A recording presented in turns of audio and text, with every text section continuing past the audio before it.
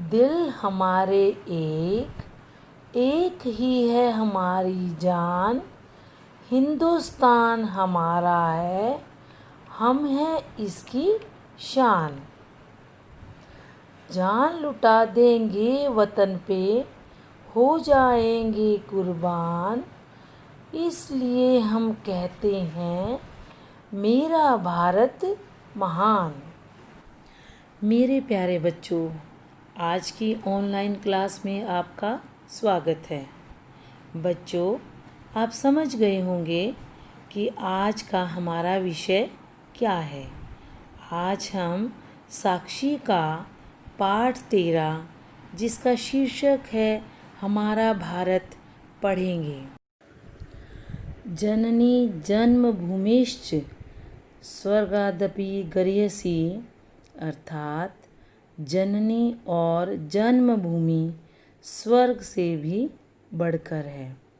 भारत की धरती हमारी जन्मभूमि है और यह स्वर्ग से भी बढ़कर है।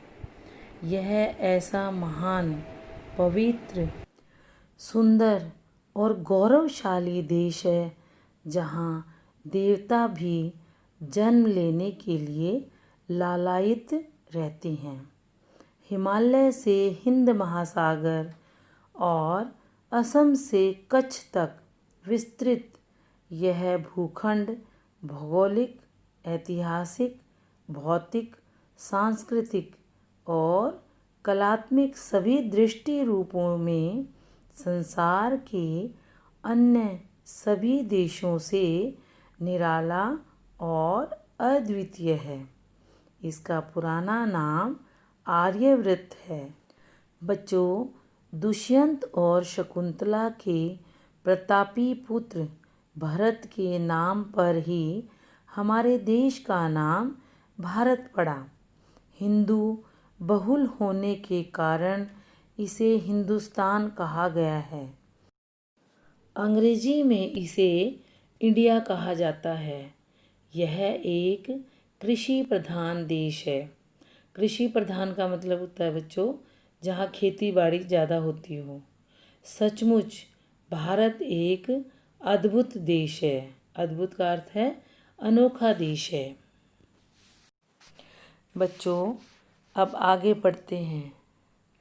किसी समय हिंदुस्तान के अंतर्गत पाकिस्तान, बांग्लादेश, म्यांमार, इंडोनेशिया आदि देश भी आते थे, किंतु आधुनिक भारत उत्तर में कश्मीर से लेकर दक्षिण में कन्याकुमारी तक और पूर्व में असम से लेकर पश्चिम में कच्छ तक फैला हुआ है।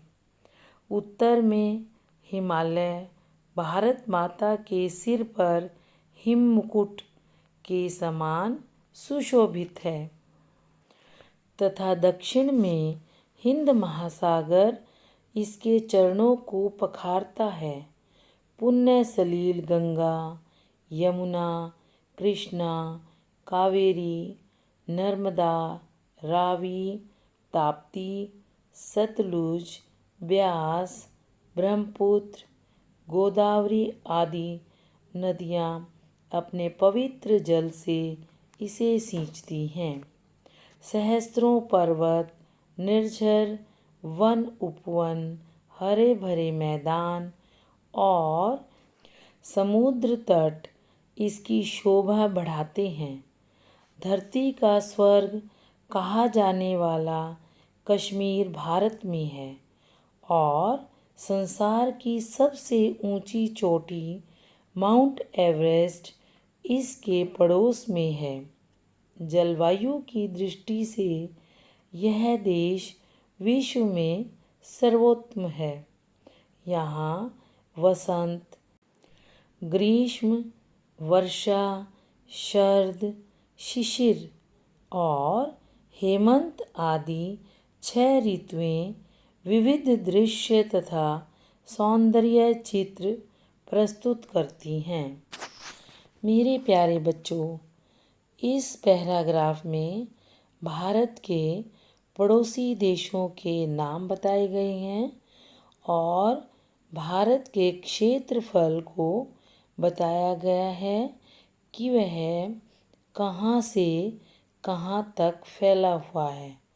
इसमें बहने वाली पवित्र नदियों के नाम भी बताए गए हैं और भारत की 6 ऋतुओं के नाम भी बताए गए हैं।